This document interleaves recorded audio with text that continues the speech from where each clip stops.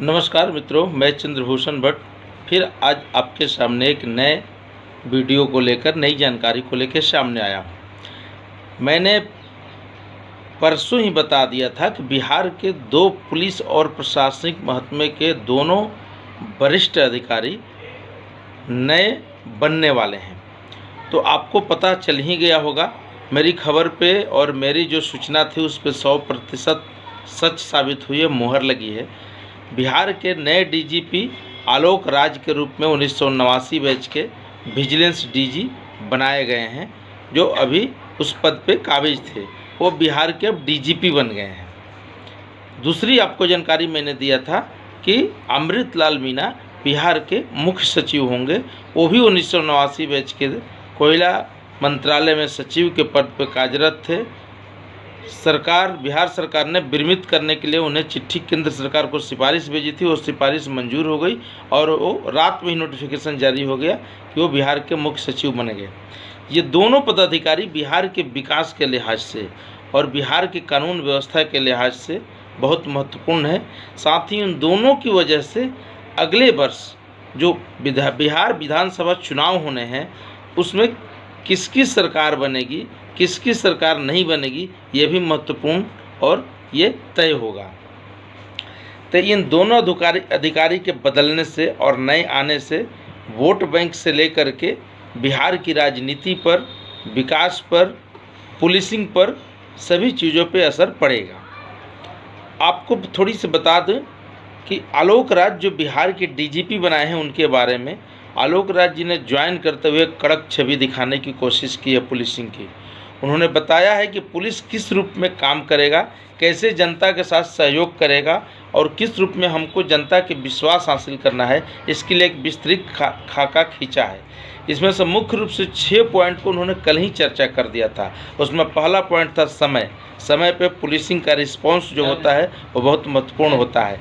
दूसरा पॉइंट था आपको सार्थकता का मतलब होता है कि पुलिस की जो कार्रवाई हो रही है वो कितना सार्थक है, कितना आम लोगों के बीच दिख रहा है, आम लोग इससे कितना सेटिस्फेक्शन में नज़र आ रहे हैं। तीसरी जो है संवेदनशीलता इसलिए बोले कि पीड़ित के प्रति पुलिस संवेदनशील जितनी ही रहेगी उतना ही अपराधी डरेंगे। चौथा है सत्यनिष्ठा कहने का मतलब ये हुआ कि पुलिस ईमानदार होगी।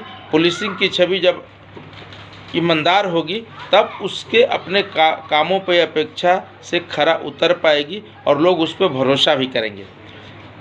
छठवां जो उन्होंने महत्वपूर्ण पॉइंट बताया था स्पीडी ट्रायल।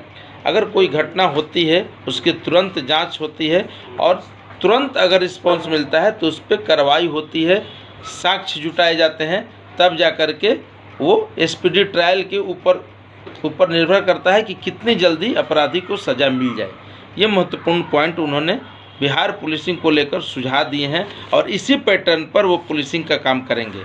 आलोक राज जी के बारे में थोड़ी सी और जान लीजिए कि एक तो बेहतरीन नेक दिल इंसान, सौम्य स्वभाव के आदमी और बहुमुखी प्रतिभा के धनी हैं। इसके साथ साथ वो मिलनसार हैं, उनके लिए दरवाजे हमेशा खुले रहेंगे। ये बनते ही उन्होंने घोषणा कर दिया है, आम जनता के लिए वो हमेशा अवेलेबल रहेंगे। अब तक इनके करियर पर हम नज़र डालेंगे कि देखेंगे कि बिहार में जहाँ रहे, बिहार झारखंड जब एक था और उस समय बिहार था, जहाँ रहे उसमें काफ़ी उनकी महत्वपूर्ण भूमिका रही है। चाहे नक्सलिज्म को ख़त्म करने में या अपराधी जो पकड़े गए थे, एक ही जिला में रह करके उन्होंने 4 अपराधी पकड़े थे जिसके चलते उनको वीरता पुरस्कार मिला था। 3 मेडल से अलंकृत हो चुके हैं, राष्ट्रपति पुरस्कार से लेकर कई पुरस्कार उनके झोली में हैं।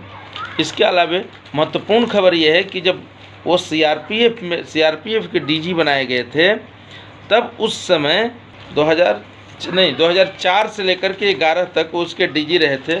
उस समय उन्होंने बहुत ही बेहतरीन काम किया था। उस समय बंगाल नंदीग्राम में बहुत बड़ा हिंसक आंदोलन हुआ था ममता बनर्जी के नेतृत्व में, जब ये वर्तमान में सीएम है। उस समय हिंसा को रोकने में इनकी भूमिका बहुत ही महत्वपूर्ण रही थी। इसको लेकर भी उन्हें सम्मानित किया गया था। शांति व्यवस्था, कानून व्यवस्था को उन्होंने कायम किया था। बिहार के चीफ सेक्रेटरी की अगर बात कर ले तो बिहार के चीफ सेक्रेटरी भी बहुमुखी प्रतिभा के धनी हैं। कई जिलों में डीएम रह चुके हैं, कई विभागों में अपनी सेवाएं दे चुके हैं, नगर विकास से लेकर के पथ निर्माण तक बड़े बड़े विभाग उन्होंने संभाला है। इसलिए उनकी एक जो 35 साल का अनुभव है कार्य करने का, वो महत्वपूर्ण है। इसके जरिए विकास कार्य पे काफ़ी असर पड़ेंगे और विकास तेज़ी से होंगे। आपको इसी में एक घटना बता दें कि एक केरल में घटना आया है, जहाँ के मुख्य सचिव रिटायर हुए हैं, उनका नाम है बी वेणु। उनके जगह पे उनकी पत्नी उन्हीं से मुख्य सचिव का प्रभार ले रही है। ये केरल के इतिहास में पहली बार हुआ है कि कोई पति रिटायर कर रहा मुख्य सचिव के पद से और पत्नी उनसे चार्ज ले रही है। तो आप इस वीडियो को देखते रहें, चैनल को लाइक करें, सब्सक्राइब करें। इस तरह की नई नई जानकारी आपके सामने लेकर हम आते रहेंगे। बाकी आप सब इसके साथ जुड़े रहें, जो भी होगा सही होगा, सार्थक होगा, आप तक हम पहुंचाते रहेंगे। धन्यवाद।